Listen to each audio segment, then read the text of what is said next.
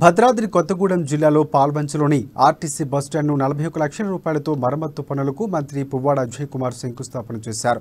Anantapuram bus stand ప్రాంగణంలో 9 నూతన luxury RTC బస్సులు జెండా ఊపి ప్రారంభించారు. పాల్వంచ అంబేద్కర్ సెంటర్ నుంచి అల్లూరి సెంటర్ వరకు రోడ్డు విస్తరణ, డివైడర్, సెంటర్ లైటింగ్ కొరకు సుమారు 5 కోట్ల రూపాయల నిధులు పనులకు మంత్రి పువ్వాడ అజయ్ కుమార్ శంకుస్థాపన చేశారు.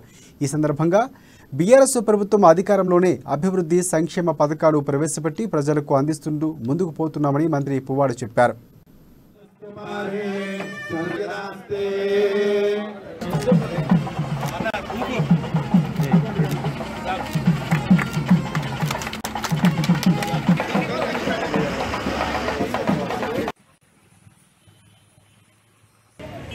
ఒకప్పుడు ఉమ్మడి ఖమ్మం జిల్లాలో అంతర్భాగంగా ఉన్న కొత్తగూడెం పాలవంచ ఇవాళ ఒక జిల్లా హెడ్ క్వార్టర్ అయిన తర్వాత అది ప్రత్యేకించి మీ పాలవంచ పట్టణం ఏ రకంగా అభివృద్ధి చెందింది అసలు చూస్తా ఉంటే నాకే ఆశ్చర్యం కలుగుతాం. ఎందుకంటే చిన్నప్పటి నుండి నేను నా బాల్యం నుంచి నేను ఖమ్మం భద్రాచలం మధ్యలో తిరిగిన వాడిని.